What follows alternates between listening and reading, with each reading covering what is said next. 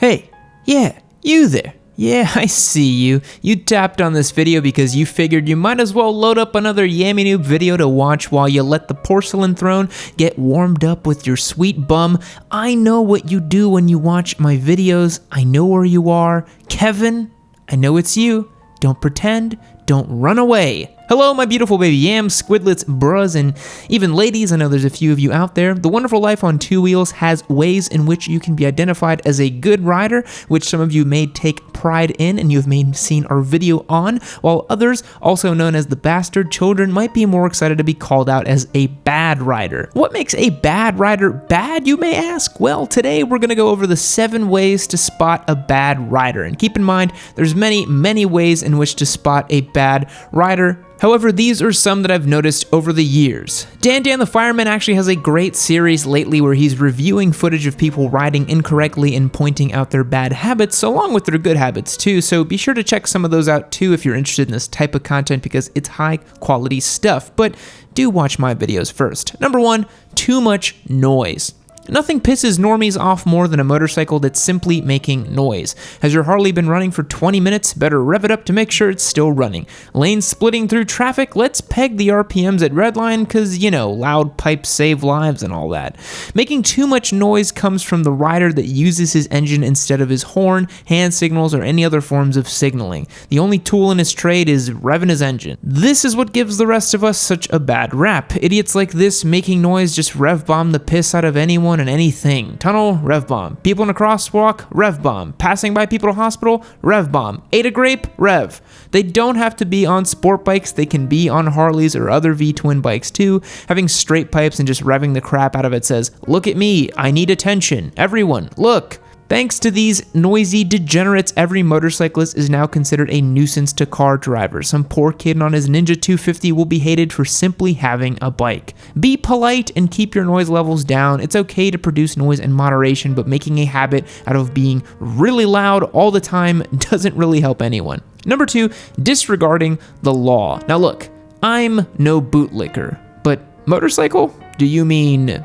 unicycle? Disregarding the law is next on our list of how to spot a bad rider. This one is a catch-all because anyone can disregard the law and become an outlaw at times. Illegal lane splitting, a hidden tag or no tag, deleted mirrors, straight pipe exhaust. These guys just ride for the hell of it. We actually did a video on illegal mods that you may have done on your bike that you didn't even know about. Feel free to check that one out as well. When the cops show up, the outlaw most likely runs after popping a mega dank nooner and throwing the bird. If he doesn't have a plate, he stands to successfully escape the police. Granted that there isn't a helicopter nearby or he's on a Turbo Busa. You may have encountered a few outlaws on your journey. They're courteous, they'll wave, but when it comes to pesky law enforcement, they're gone. They're not limited to one type of bike either. Dirt bikes, sumos, sport bikes, and even cruisers have all been the steed of choice for outlaws. Anyone can disregard for law enforcement on any type of bike. YouTube it. Seriously. I've seen a guy run away on a Grom. It's crazy. Disregarding the law is always ill-advised here at Yammie Noob, and I will always tell you guys to ride safely and within the limits of the law. These types of riders make things that much worse for everyone else trying to enjoy our hobby, sport, or commute. When you see normies road raging against bikers, it's sometimes because of a past incident with a motorcycle. You're hated for being on a bike because someone else decided to upset a car driver. Now they're trying to hit every lane splitter that they see. Some of us are still trying to give motorcycling a good name here. True story, the other day I was out riding with a buddy of mine and we did get pulled over by the police who was just doing a pretty periodic check on us because we ran a stop sign or something like that. And he ended up telling me that a bike matching my description was cracking wheelies all up and down the street, and I did tell him, I swear to God, that I literally cannot wheelie, so it couldn't have been me, which in retrospect probably sounded like a terrible excuse. But again, people who disregard the law, they're giving us bad names. Number 3, super squidding. In 90-degree weather, it's okay to wear a t-shirt. It's not advised, but it's still acceptable. When you see someone super squidding, you'll instantly know. Anyone riding around with short shorts, flip-flops, and not even wearing a helmet is worthy of being called a bad rider. They might not even have a shirt on. They could be completely naked. Who knows? That would be something. Membership in the ATGAT Brigade is not mandatory. We teach it to new riders to try to get the majority of people to simply wear a helmet, cover their body, bodies and ride as safely as they can. Super Squidders simply epitomize the squid lifestyle. Sad to say, he or she will probably end up dead by the end of the season or hospitalized to say the least, or they're gonna end up on live leak with a really nasty skin graft. It's not just a lack of gear, it's also a bike that can be too powerful for them to handle. Maybe their second bike's a Hayabusa or they started out on a leader bike. These riders mix a dangerous cocktail of power, lack of gear, and a lack of experience. They don't cruise cautiously without gear on, they have a death wish and are cringeworthy to watch in traffic. Super Squidding, especially done on sport bikes, gives the sport bike rider or crotch rocket riders a really bad reputation, and a lot of stereotypes exist about anyone riding a crotch rocket must be completely unsafe and incapable of riding a normal motorcycle. For the love of our Lord and Savior Rossi, just wear some gear and you won't be part of this club. Now, this next one is a bit of a bonus for you. It's not necessarily a way to spot a bad rider, but just a bad person in general. Have you ever been on a bus, a plane, or maybe the subway or the tube, as our English squids might call it, and someone next to you is just, well, there's no way to put this politely, if they're just a bit gnarly. Their hairs are pouring out of their garments, they're unkempt, they're simply visually arresting. You look down at yourself and you realize, wait a minute, this could be me. Am I the gnarly one? Do I have unsightly hairs all over my body causing my partners to talk about me behind my back? Or am I being perceived as some sort of cretin without basic hygiene? My dudes,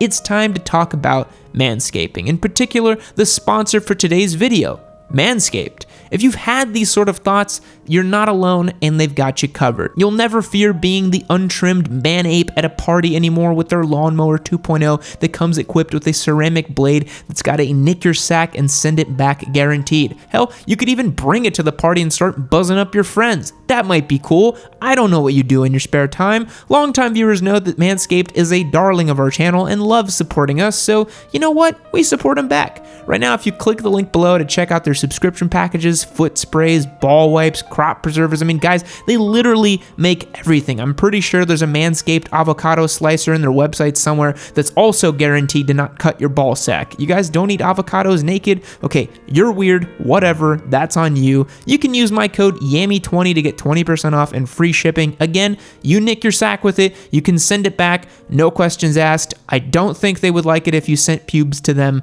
Don't do that. Also, don't tell them that Yammie Noob told you to send them pubes. Now it's too late. It's in this video. You're gonna send them pubes. Don't do it. I literally use this shaver every week to trim up, and I've been doing it for nearly a year. It works great. So use the code Yammie20 for your sweet treat from me. Get trimmed up and don't be a hideous cave creature at your next motorcycle meet. Seriously. Now let's see number 4 on our list today. Number 4, too many close calls. When your friends tell you on a daily basis that they're almost getting squashed by semis or lane splitting and getting nearly smacked around by surrounding traffic, they're probably a bad rider. Close calls come from not paying attention or from pushing your limits in traffic. A lot of newbies will have a rarity of close calls because they believe in submitting their right of way and putting space between themselves and other vehicles. Experienced riders that stop using their sixth sense and try to combat cars over the right of way, lanes, or other situations end up having too many close calls where things almost go bad. A good rider will have an incident, assess what went wrong, and then avoid the situation in the future, and most important of all, keep cool. The bad rider will continuously repeat the same behavior and blame surrounding traffic. They'll say such things as, cars just don't see me lane splitting anymore, or bro, I had the right of way, they almost hit me. I don't really care, it doesn't matter. Ride as if you're invisible because you probably are to a lot of the drivers on the road. Keep your distance and prepare for the worst, and you won't have so many close calls.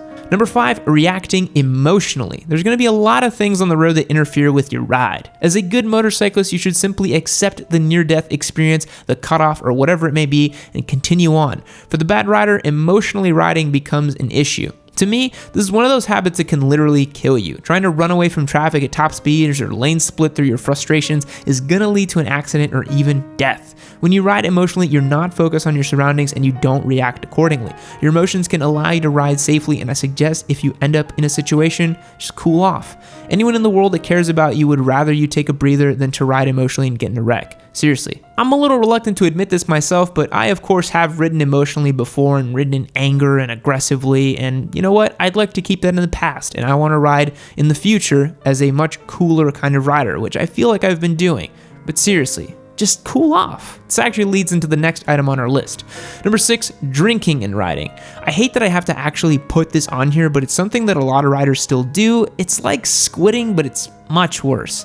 Any rider that drinks and rides within the same day even is subject for a really bad ride or even an accident. Half the internet's gonna flame me while the other half might be in agreement, but when you ride a motorcycle capable of sub 5 seconds 0 to 60s and reaches speeds of over 100 miles per hour effortlessly, you should really consider how alcohol is going to affect you. It's not about your bike, your gear, your experience, or even how much you ate. Riding while impaired is simply no bueno, my dude. If you don't die the first time and make a habit out of it, it's probably going to catch up to you eventually. I'd rather be the rider that gets an Uber to go home than to be the rider that tries to sober up and attempt the ride home. No matter what anyone tells you about how much you drink, what your BAC might or might not be, or how much your friends make fun of you, there's no reason to ride after drinking. Why are you hanging out with people that drink and ride anyways? You need new friends. Hello, I'm Yammie Noob. You might find a couple ATGAT-loving alcohol-free riders in the comment section below. Introduce yourselves. Number 7, trying to impress. Last on our list is any rider that's doing things because they're trying to impress anyone. This is the opposite from our video's 7 ways to show you're a good rider. This could be trying to impress people in cars, girls, other riders, who knows. When riders try to impress and show off, things tend to go bad. It's not just trying to stunt for attention, it's pushing your bike too hard for the sake of other people. I'll go as far as to say that some riders actually buy used knee sliders to try to pretend and impress other people. They want to show others that they can drag knee and corner like Rossi that they're trying so hard to be. Don't. Any rider that gets coaxed into doing things through peer pressure or an attempt to impress anyone else is at a huge risk. Ride your own ride. If your friends don't accept that, then you probably need new friends. There's seriously nothing wrong with doing the speed limit on your Panigale V4. I'll be the one to speed on it if you don't want to. It's okay not to wheelie for every hot girl out there, trust me. Motorcycling is about your own comfort level. Let the idiots try to run out there to impress everyone. Just take care of you and worry about you. That wraps it up for today, my dudes. Are there any more ways you can think of to spot a bad rider? Did we miss something? Let me know in the comments below. I can always do a part 2 to this video. Remember to check out Manscaping. They're a great partner to support our channel and help make all this possible for you guys to check out for free. Thanks again for watching. Do me a favor and subscribe to the channel. I'll catch you guys next time. Fact. Researchers from New York University have discovered a species of small Brazilian frogs called pumpkin toadlets. While the name enough is enough to make this tiny creature notable, what makes it truly extraordinary is the fact that the animals glow under a UV light. And while the fluorescence shows up on the surface of their skin, it actually emanates from their bones. Goodbye.